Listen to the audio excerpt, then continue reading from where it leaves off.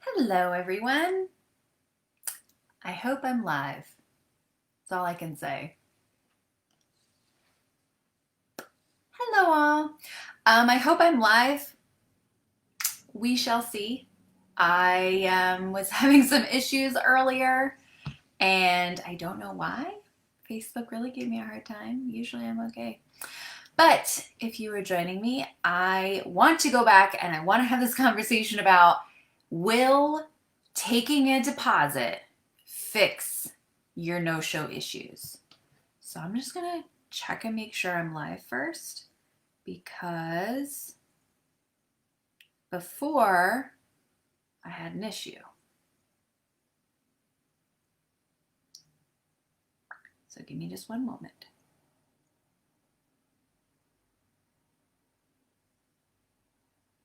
I'm not seeing that I'm live.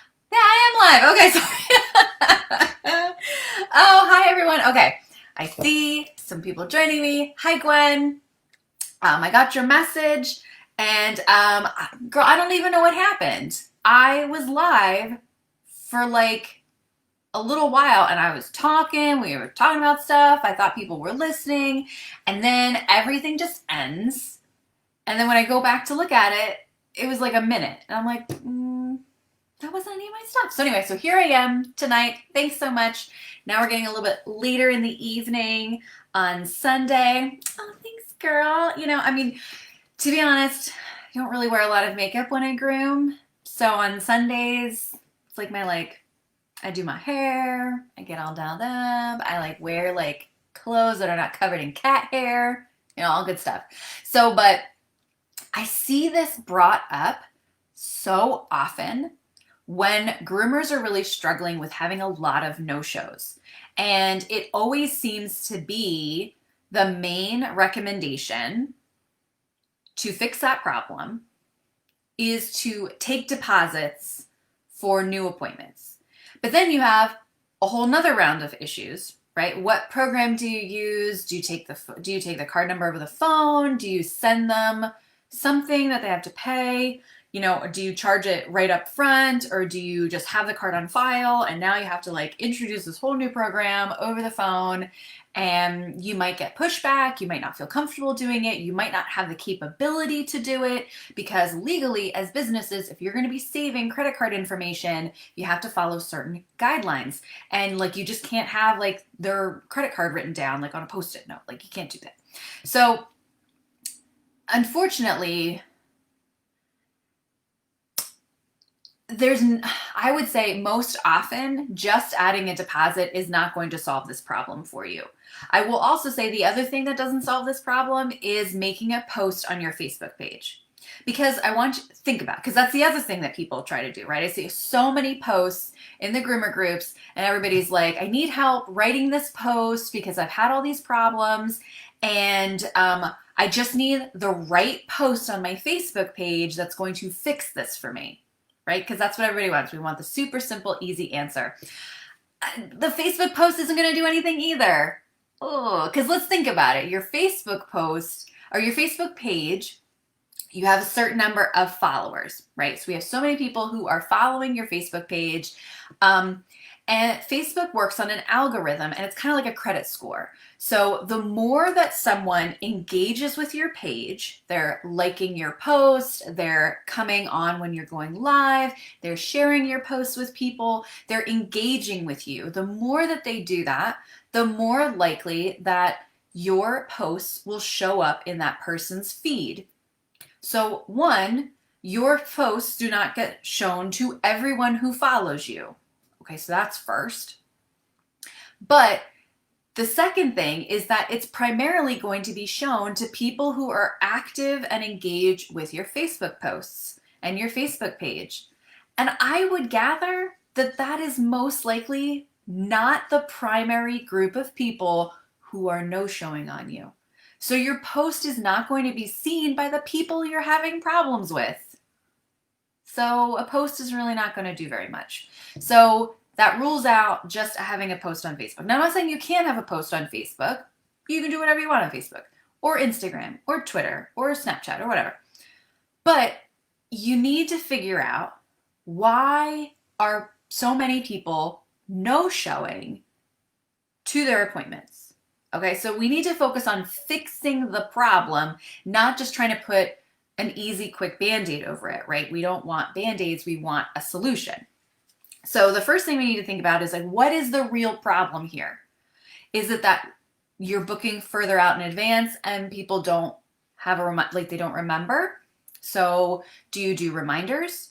Do you do email reminders, text reminders, quick phone calls? That might be something to implement into your systems, is implementing reminders if you don't always do it. And unfortunately, sometimes I hear people say like, oh, but I'm, not a babysitter, so I'm not going to do that for adults. Well, if you're also having no-shows and you don't do reminders, to me, that's a very easy and quick thing to start implementing to try and reduce the impact it's having on your business. Now, my booking program does reminders for me. I also, if you're going to do reminders, hi, Kevin. Oh, I miss you.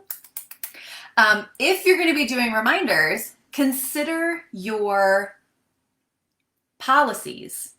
So if, for example, your policy says you must give me at least 48 hours notice, and reminder going out 48 hours in advance is not enough, or is not enough time, because you're kind of already setting them up to fail you, right? Because you haven't given them enough time. You might not have given them an easy way for them to cancel, right? Can they cancel in your booking program? Do they have to call you? Can they text you? Like, how can they reach you if they need to reschedule? So you make it really easy for them to do that. So consider those reminders. But also, I think the bigger problems tend to be two things. One, and they kind of are both solved by the same thing. And one is that the client doesn't have any expectations of how your salon actually works. And that is because they've either never been to a groomer, or they've gone to other groomers and those other groomers operated in different ways. Because if you think about it, look at all these grooming groups. We all operate our businesses completely differently, even though we're all in the same industry. So how can you expect every client who comes to you to just automatically know how your business operates? That you need that additional notice, that they need to bring you their rabies certificate beforehand, that they need to do all these things. You have to be able to share that with them in advance. Make it very obvious, very clear, very easy to get you what you need, so that in some ways you are giving them a hurdle, but in the other ways you're removing as many hurdles as possible. So you want to be able to remove as many hurdles as possible to book an appointment with you, but at the same time, you don't want to make it too easy, because then you get the third way, or the third reason that there are people who are no-showing, and that's because they're not invested in your business yet.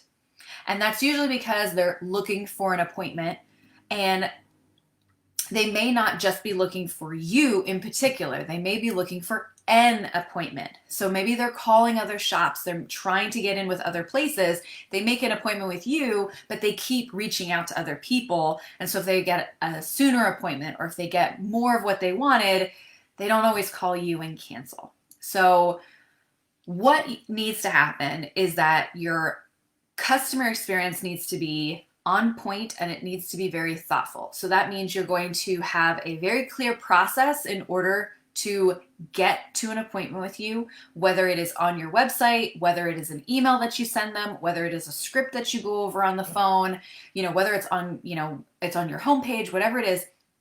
Make it very easy for them to figure out how you operate. What are the expectations for this appointment?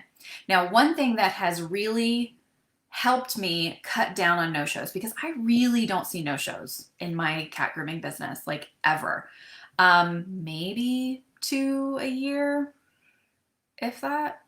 And it's usually my very, very regulars, and they were sick, or they, something in life happened, and they certainly weren't intentional about it, and they were very apologetic, and it wasn't something that I'm like, I need to change my whole policy and my whole business structure to fix this very human problem, because it wasn't really worth it. I just do office stuff if that happens. But the one thing that has really helped me cut down on my no-shows is by identifying what is the problem. Why would someone no-show? And it was usually because they weren't invested in my business yet.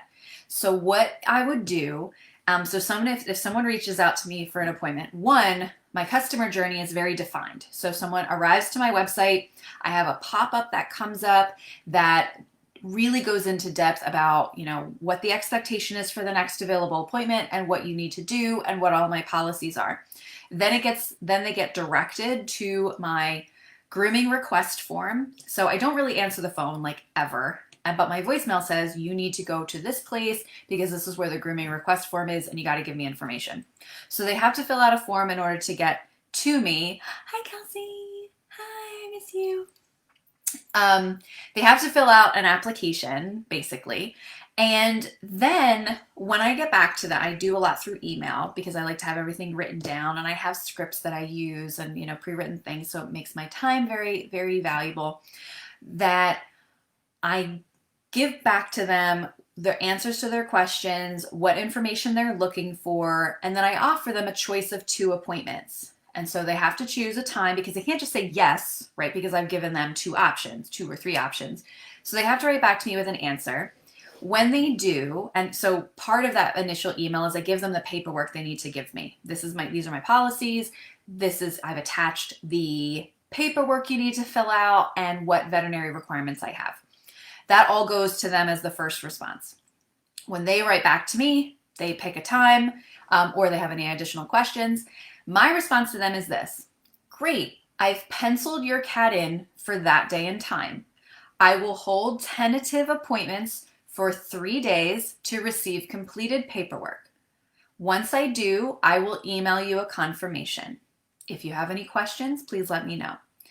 Then at the end of each week, I go through, so my booking program allows me to have confirmed and unconfirmed appointments. And there's a list in my booking program that shows me all the unconfirmed appointments that are coming up. So at the end of each week, I'll go through and I'll check the unconfirmed appointments. And if it's been more than 3 days, I'll email them and I'll say, hey, I haven't received your completed paperwork. If you're still interested in this appointment, I'll need it in the next 24 hours or else I'll have to open the spot back up. If I don't hear from them, they lose the appointment, I give it to somebody else. Then if they want to make an appointment, I have to receive completed paperwork first. Very rarely do I have to go down that path, and very rarely do I have to cancel an appointment at that time, or really at all in this process. But the point is that I'm giving them something to do before the appointment, because I'm booking 4 to 6 weeks out. So this still gives me 4 weeks or more to put another appointment in that spot if they do decide to cancel. Not, oh, I just realized the day before that I don't have their paperwork and they don't show up and they don't have the paperwork. And now I'm mad at the client when I should be mad at myself because I wasn't on top of it. I didn't have a process. I didn't give them something to participate in, which means that now I'm waiting until they show up to see if they've invested in my business as much as I've invested in them. So I like to do it way in advance. I like to get all my paperwork. I like to get my veterinary stuff. All comes first before I confirm the appointment. Once I confirm, I actually click a button on their appointment and it sends them a confirmation email. And then they'll also get a reminder email. Now my confirmation and my reminder email basically say the same thing. It includes a link to my current policies and procedures so that they can see what to expect on their first appointment. It also gives a way that they can cancel and a way that they can reach me if they're running more than 15 minutes late. So I try to reiterate these things multiple times, very simply, all in ways that are automated, so I'm not wasting a ton of time. But the main thing is that I identify why they are no-showing and I correct the problem. I don't treat the no-shows as if the client being disrespectful is the problem. The problem is that I have not set up correct expectations. Because to be honest, if I just thought all of my potential clients were just disrespectful, I would feel very upset in my marketing. I would feel very frustrated because it's a lot of people I don't want to work with and it's just wasting my time. So I need to focus on the things that I can fix, which are my processes, my communication, and I guarantee you that's really where the problem lies. And so I would encourage you to go back and look at the situations. Are these primarily new clients? Are these new clients who haven't given you paperwork? Are they clients that you have allowed to get away with whatever they want because you haven't set expectations and you haven't enforced previous policies? If you cannot fix your current policies, if you cannot get your clients to read your current policies, whether it's on a waiver, whether it's on your website, if they're not understanding your current policies, adding another policy is not going to fix the problem, which is unfortunately all the advice that I ever see posted in the groups. Charge a deposit, put a post on Facebook, or change your policies. If you're not communicating your policies very well, it doesn't matter what they say. I mean, I could have it half be in Latin, and if the clients aren't going to read it in the beginning, they're never going to have any idea what it says. So I need to make sure I fix that part, that communication. So I hope this stayed live for the whole time and I don't have to do this chat a third time. But I hope you all are having a wonderful night. And yeah, I would love to hear if you guys have nipped any no-shows in the butt, and if you have any different techniques you'd like to share, feel free to post them in the comments. But this is what's worked for me. I've worked in all different salons and shops, and once I started my business, that was the biggest thing. I saw a rush of new clients right after we reopened from our shutdown last year, because a lot of the salons around me were no longer doing cats, and I was getting all of their horribly trained clients.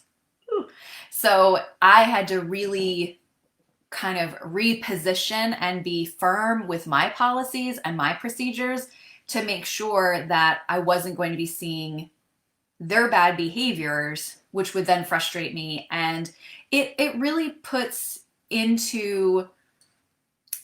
affects my great clients, because now I'm frustrated or I make things really tough on them. I firm up policies, right? Because as soon as you start doing things like, oh, I'm going to be really firm, right? I'm going to require a deposit. I'm going to, not give anybody any breaks. And we go from being too loose and too lax to being overly firm and, not willing to compromise in any way. And I certainly don't think anybody should be a doormat. But you also have to keep in mind, don't swing too far in the other direction, because the people who are going to be affected are not the ones that are causing you problems. It's going to be your great clients, and it can actually damage the relationship you have with them, because now you're starting to change the rules. You're starting to change the relationship that you have with them, and it's through no fault of theirs. It's really the clients that you have not nailed down, that you haven't been able to clear up that process with. So again, hope you all are having a great night, and I will talk to you all soon. Bye.